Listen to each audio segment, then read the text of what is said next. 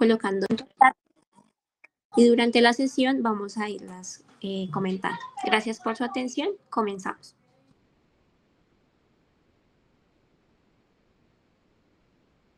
Bueno, muy buenas noches a todos, espero se encuentren muy bien. Mi nombre es Catarina Rojas y yo hoy les voy a hablar sobre el síndrome de abstinencia con esta charla que preparé junto al doctor Tolosa, quien fue mi tutor. Entonces, para iniciarles a hablar un poco, introducirlos a este tema, quiero empezar diciéndoles que este síndrome afecta principalmente a las personas que tienen un consumo crónico de alcohol, el cual lo disminuyen o lo suspenden completamente. Entonces, lo que sucede con estas personas es que en su cerebro ya tienen un nivel basal de alcohol, el cual les va a generar un efecto depresor en su día a día, pero cuando este nivel basal se disminuye, va a generar diferentes alteraciones, tanto en el sistema nervioso central como periférico, lo cual pues más adelante va a explicar el cuadro clínico que les voy a contar. Entonces, aquí para contarles sobre unas definiciones importantes según el DSM-5, tenemos en primer lugar la abstinencia por alcohol, que son aquellos síntomas que se desarrollan entre las 4 y las 12 horas después de la reducción de su consumo, tras la ingesta del alcohol de forma prolongada e intensa. En segundo lugar, está el trastorno por consumo de alcohol, que son aquellos síntomas comportamentales y físicos entre los que están la abstinencia, la tolerancia y el deseo de consumo. En tercer lugar, está el deseo intenso de consumo de alcohol, que es aquella sensación de urgencia o necesidad de beber que afecta el entorno social y emocional de la persona.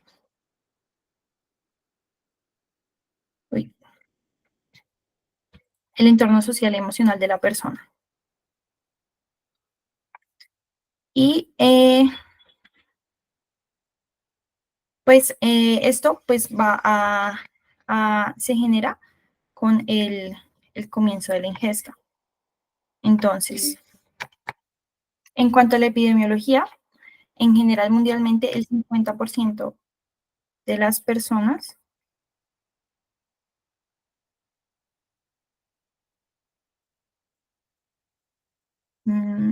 ya, esperen un segundo, listo. El 50% de las personas que presentan un trastorno por consumo de alcohol ha experimentado alguna vez un síndrome por abstinencia completo. Además de las personas que están en situación de calle y no tienen un hogar, la tasa de abstinencia por alcohol puede ser mayor del 80%.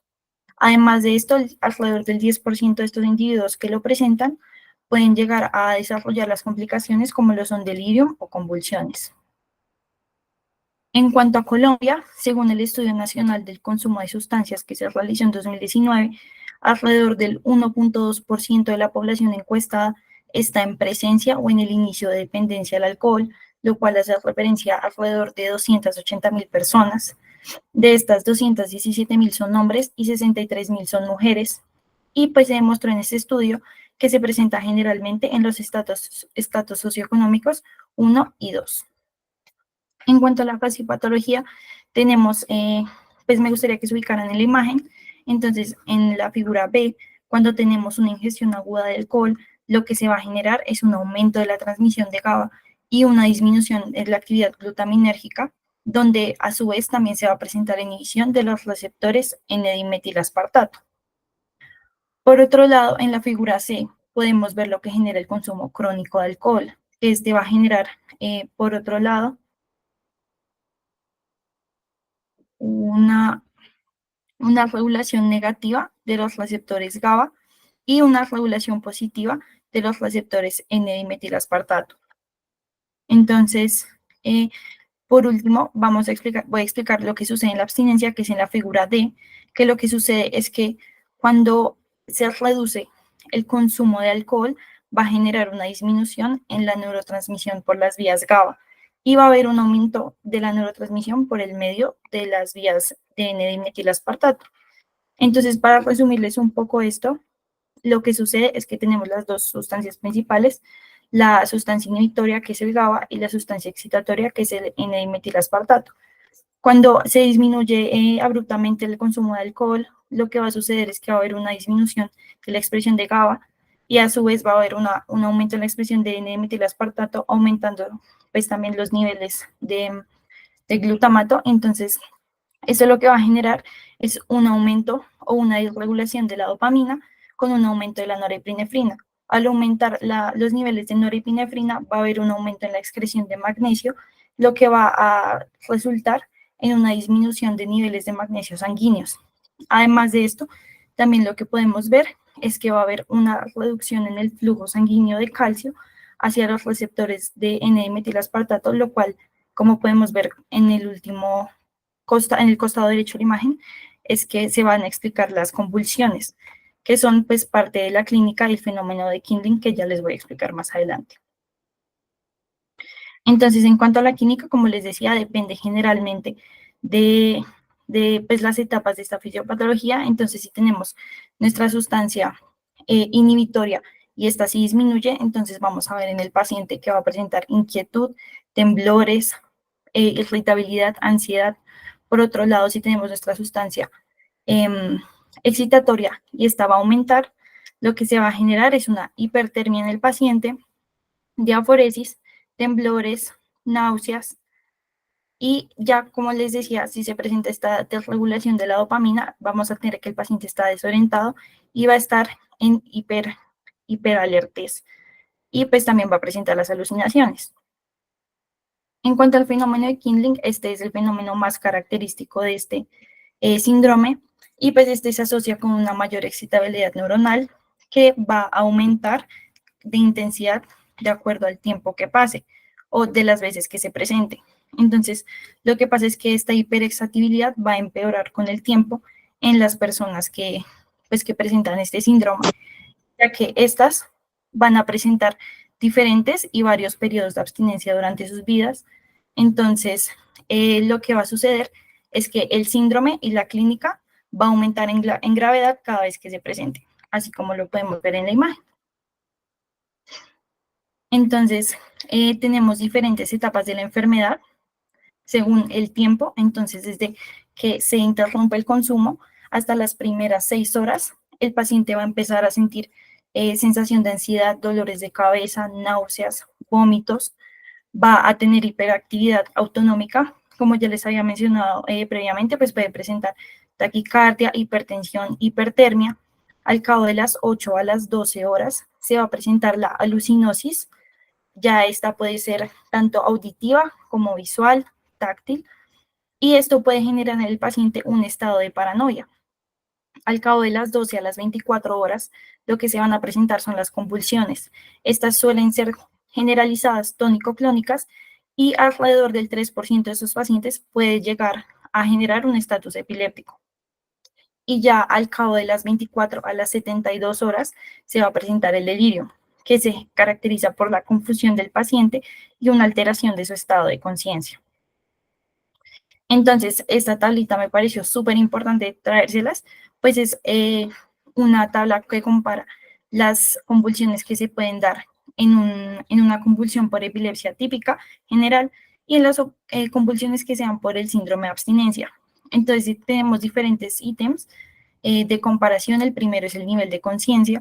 En este nos compara que en las convulsiones epilépticas podemos ver que el paciente presenta somnolencia posictal, y en las convulsiones por el síndrome de abstinencia, lo que van a presentar los pacientes mayormente es insomnio.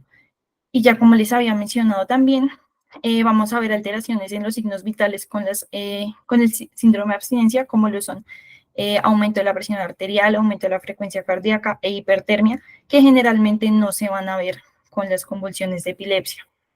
Además de todo, muy característico el temblor, que no se ve mucho en las convulsiones por epilepsia, pero sí se pueden ver en las convulsiones por el síndrome de abstinencia. Algunos factores de riesgo para que el curso de este fenómeno, de este síndrome sea severo, son que el paciente, en primer lugar, ya haya tenido previos episodios de abstinencia, pues por lo que les comentaba, eh, podríamos hacer las preguntas al final, por favor. Entonces, como les comentaba, entonces, porque pueden llegar a generar ese fenómeno de Kindling y cada vez ser más severa la clínica. En segundo lugar, que sea de gravedad grado 2 o que tenga una puntuación en CWAR mayor a 10 puntos, que el paciente sea de edad avanzada o que ya tenga unas comorbilidades ya instauradas, que use el alcohol como un open eye o un abridor de ojos que se caracteriza porque estos pacientes utilizan el alcohol como primera actividad de su día a día, que tengan una función hepática alterada o que tengan un antecedente de benzodiazepinas, además de pues, ser del sexo masculino. En cuanto al diagnóstico, principalmente podemos utilizar los criterios de DSM-5, que son 4.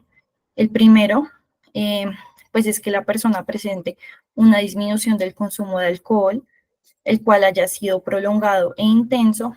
En segundo lugar, que aparezcan 2 o más signos que voy a mencionar. Entonces, que haya hiperactividad del sistema nervioso, como por ejemplo la sudoración, o que haya aumento en la frecuencia cardíaca, que haya temblor en las extremidades del paciente, que presente insomnio, náuseas, vómitos, como ya lo había mencionado, que presente alucinaciones, agitación psicomotora, ansiedad y convulsiones.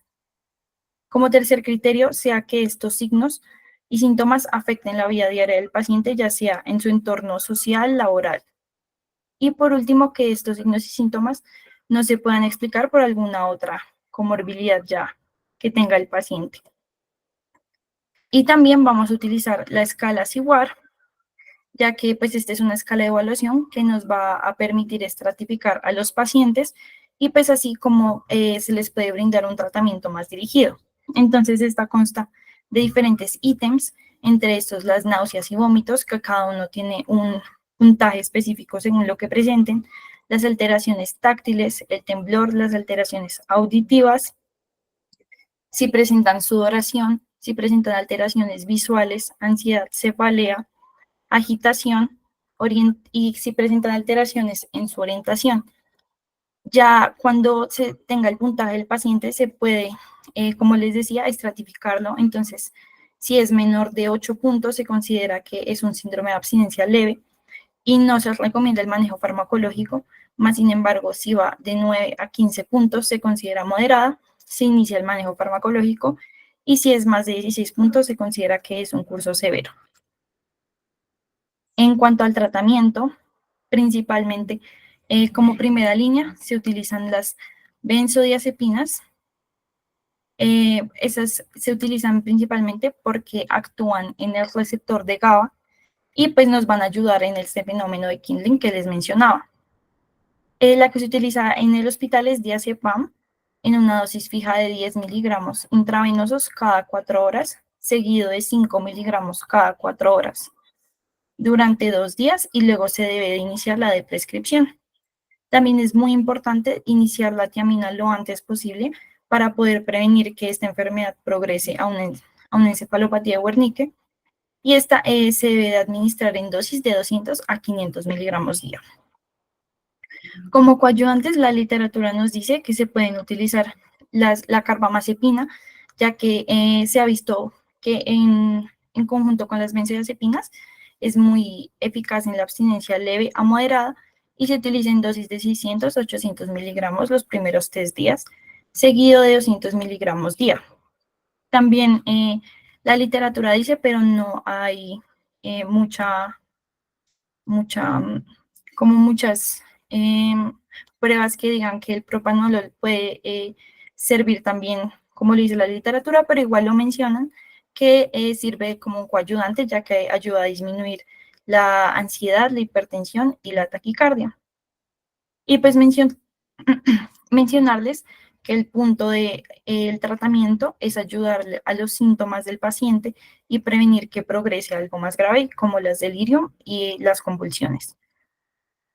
Entonces, en cuanto al fenobarbital, este artículo nos dice que en combinación, o sea, como yo antes con las benzodiazepinas, van a ayudar a mejorar el fenómeno de delirium y a mejorar en general el síndrome de abstinencia, ya que estos también actúan en el sitio de GABA y van a inhibir la liberación de glutamato por medio de su acción en los canales de calcio. Y entonces me parece importante recordarles que ya cuando se traten los síntomas del paciente, es importante remitirlo ya sea a un programa, a una institución donde se pueda desintoxicar para pues prevenir una recaída. En cuanto a la dexmedetomidina, esta es, se podría decir que una terapia en prueba y error que se está utilizando. Pues el artículo que les traigo hoy nos dice que ayuda a mejorar el delirium en los pacientes que están en UCI por el síndrome de abstinencia, y dicen que es debido a que, como es un agonista alfa-2 selectivo, va a activar los adenoreceptores y va a generar disminución en los signos vitales, ya sea la frecuencia cardíaca y la presión arterial, y va a generarle al paciente sedación y analgesia. Entonces, cuando debemos de enviar a un paciente a UCI, pues se dice que cuando cumpla uno de estos 4 criterios. Entonces, en primer lugar, que sea un síndrome avanzado, que tenga ya comorbilidades instauradas, que necesite terapias altas de sedación o que tenga una fiebre persistente mayor a 39 grados. Y ya para hablarles un poco de las complicaciones, tenemos principalmente estas dos: la encefalopatía Wernicke, que pues se considera como un síndrome neuropsiquiátrico que da como resultado de la deficiencia de la vitamina B1, y el delirium tremens, que como ya les había mencionado, se caracteriza por confusión y alteración del estado de conciencia del paciente. Entonces, en cuanto a la encefalopatía Wernicke, esta suele ser reversible si se trata dentro de las primeras 48 a las 72 horas. Es muy importante tratarla, ya que si no se hace a tiempo puede avanzar a un síndrome de Korsakoff, y se caracteriza por la tríada de confusión aguda, los signos cerebelares como lo son la ataxia y los signos oculares como el nistagmus. Esta puede estar acompañada de hipotermia, de hipotensión, y puede llegar a llevar a coma al paciente. Entonces, lo que sucede es que cuando el paciente presenta un consumo crónico de alcohol, va a generar en su cuerpo una disminución de la absorción de tiamina en el intestino delgado, y esto a su vez pues va a alterar la utilización de la tiamina intracelular. Entonces, como les decía, la terapia, cuando ya está instaurada, son de 200 a 500 miligramos día intravenoso de 5 a 7 días, seguido de una terapia oral de 100 miligramos de tiamina durante 1 a 2 semanas. También, como les había mencionado, pues es importante iniciarlo tempranamente. Entonces, se utilizan dosis profilácticas que son de 100 a 200 miligramos intravenoso día durante 3 a 5 días, seguido de 100 miligramos oral de 1 a 2 semanas. En cuanto al delirium tremens, pues este ocurre al tercer día luego de la última ingesta y puede llegar a durar 8 días. Este se caracteriza, como ya les había mencionado, por confusión y alteración del estado de conciencia del paciente. Y para diagnosticarlo, pues son necesarios los criterios del DSM-5, que son 4. Entonces, en primer lugar, que haya una alteración de la atención o del estado de conciencia del paciente. En segundo lugar, que haya una alteración que se desarrolle en un corto tiempo y, además de todo, que fluctúe durante el día. En tercer lugar, que haya una alteración adicional en la cognición, ya sea como que el paciente presente alteración en la memoria o desorientación. Y en cuarto lugar, que los criterios A y C nos expliquen por algún otro trastorno neurocognitivo que ya tenga el paciente establecido. Entonces, como conclusiones importantes y puntos que me gustaría que se llevaran con ustedes, pues que en primer lugar, que los dos neurotransmisores principales son el glutamato y el GABA, y pues son los que se van a ver afectados en este síndrome y son el origen a la clínica de este, más sin embargo no son las únicas vías por las que se pueden presentar las alucinaciones y las convulsiones. En segundo lugar, como les había mencionado, el manejo de este farmacológicamente debe ser el primer paso para que sea un tratamiento a largo plazo del paciente, y pues remitirlo a los programas o instituciones de desintoxicación para prevenir una caída en estos. Y en tercer lugar, pues que es muy importante iniciar el tratamiento óptimo para el paciente lo antes posible para evitar que haya una progresión y gravedad de los síntomas. Y último, pero no menos importante, de hecho, uno de los puntos más importantes es que se debe iniciar la tiamina antes de que el paciente presente los signos de encefalopatía Wernicke, para así poderla evitar. Muchísimas gracias. Y pues me gustaría también invitarlos al simposio que se va a hacer por parte de toxicología el 26 de julio, de 7:30 de la mañana a 4:30 de la tarde. Entonces, para que estén pendientes y se inscriban. Muchísimas gracias.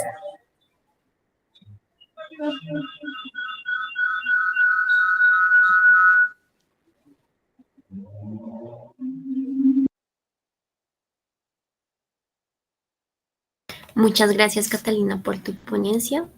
Fue muy puntual la información que nos brindaste. No sé si hay alguna persona que tenga una duda o comentario sobre lo que explicó Catalina con el doctor Tolosa. En este momento están abiertas las preguntas y comentarios.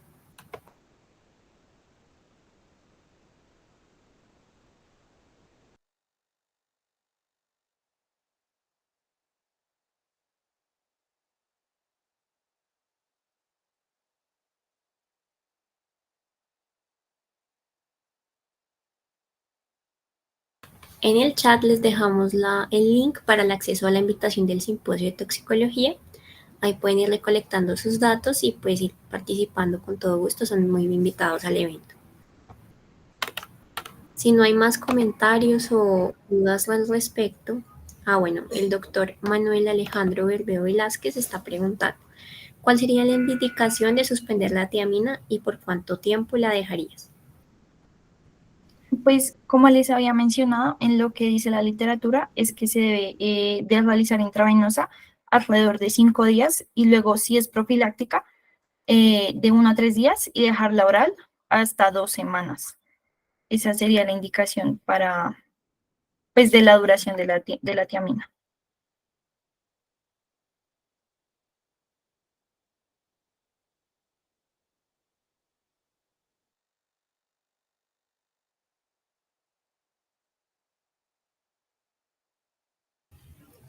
Según la literatura, para la atención prehospitalaria, para contestar la pregunta de Gabriela, sí, sería el mismo y priorizar siempre iniciar el tratamiento de la tiamina. Por lo que les hablo, de lo más importante es prevenir las complicaciones que pueden llegarse a presentar.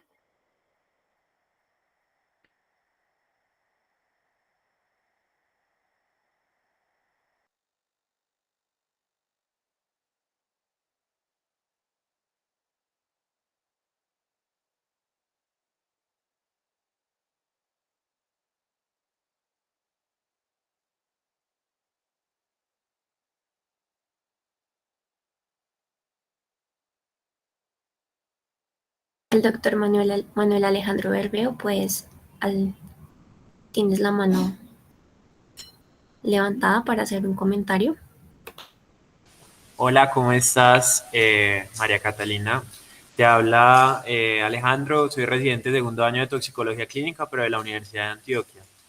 Muchas gracias por tu ponencia.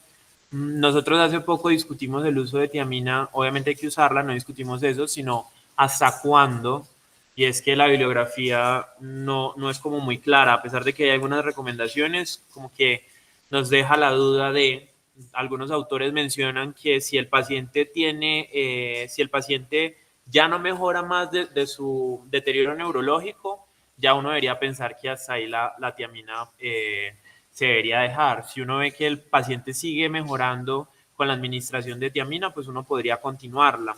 Lo otro es que hay que tener presente que este paciente es un paciente que no solo va a tener un déficit de tiamina es el que nos va a generar el Wernicke-Korsakoff, pero también tiene déficit de múltiples vitaminas. Entonces, lo que hemos hablado, lo que hemos discutido es nunca olvidar que los pacientes con un trastorno por uso de alcohol y que nos hacen síndrome de abstinencia probablemente también sean pacientes con desnutrición y requieran suplencia de otro tipo de vitaminas.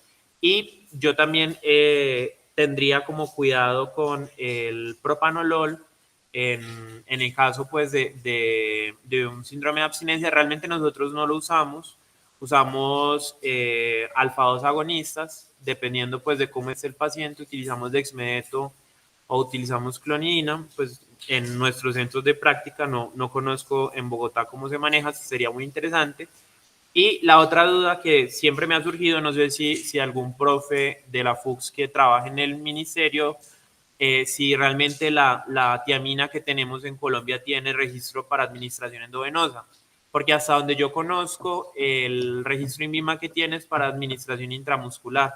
Y la literatura sí es muy clara en decir que es mucho mejor la administración endovenosa. Y hay instituciones de alta complejidad donde el servicio de farmacología no nos permite administrarla de forma endovenosa porque la que tenemos al menos en ese hospital pues no se puede administrar, no, esa vía no se permite. Entonces hemos tenido como dificultades y pues administrarle de forma intramuscular cada 8 horas o cada 12 horas a un paciente tiamina pues es bastante doloroso. Entonces siempre hemos tenido como esa disyuntiva. Sería como mi pregunta, o si de pronto tú sabes con respecto pues al registro INVIMA de la tiamina en ese caso. No, Doc, la verdad yo no sabría decirte sobre el registro de INVIMA, pero sí me gustaría agradecerte por la información que nos acabas de dar, porque me parece súper importante y súper pertinente para la charla. No sé si de pronto algún doctor acá, de pronto el doctor Tolosa podría saber sobre esa información.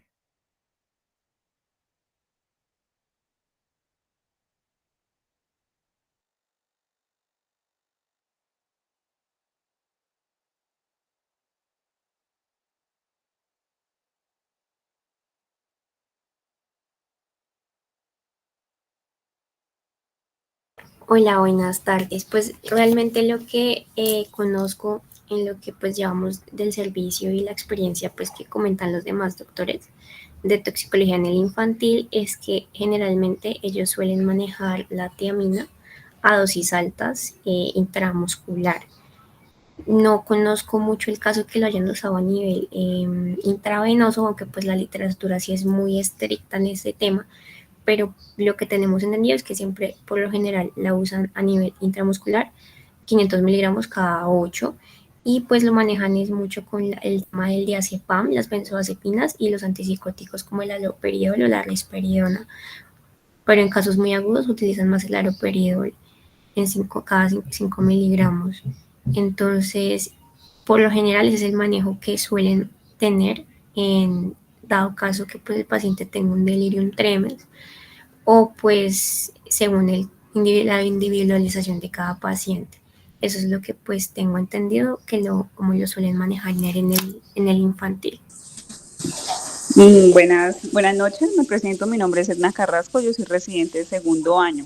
Apoyando lo que dice Daniela, efectivamente manejamos las dosis intramusculares, pero en promedio se considera manejar 5 días, máximo 7 días de forma intramuscular. Posterior se hace paso a vía oral, entonces realmente se expone solo el paciente 5 días a estas dosis intramusculares. Esa es la forma en que lo manejamos en la escuela de la FUCS.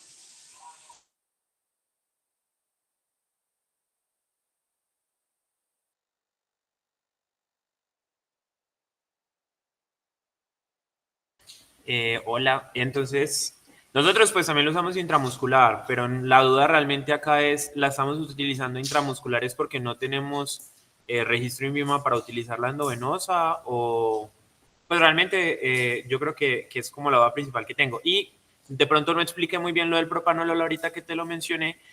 Creo que la doctora María Beatriz lo explicó ahí en la parte de los mensajes, y es porque precisamente estos pacientes, si tú les haces un bloqueo beta, se irían por toda la vía de los receptores alfa. Entonces, teóricamente, uno tendría el mismo susto que se mencionaba con, por ejemplo, la cocaína y los beta bloqueadores. Es muy similar, es como el efecto que uno tendría susto, sería, por ejemplo, agravarle la crisis hipertensiva en ese caso, pero es por eso, por bloquear receptores beta y que se fuese, por ejemplo, por receptores alfa. Uno podría discutirlo utilizando, no sé, un medicamento que actúe tanto en alfa como en beta, pero usualmente lo que te dije, usualmente nosotros utilizamos clonidina y dexmedeto. También utilizamos tiamina endovenosa, utilizamos dosis altas de tiamina oral. Eso es lo que usualmente hacemos, pero siempre hemos tenido como la discusión de si, perdón, intramuscular, siempre hemos tenido la discusión de si la podríamos utilizar endovenosa, y no sé si, por ejemplo, esas prácticas que estamos teniendo es precisamente porque no tenemos el registro INVIMA para administrarla de forma endovenosa. Yo traté de hacer el ejercicio, pero es que hay demasiadas tiaminas y hacer como la búsqueda en el INVIMA es como bastante ardua. Pero muchísimas gracias, me gustó mucho, te felicito desde acá de Medellín.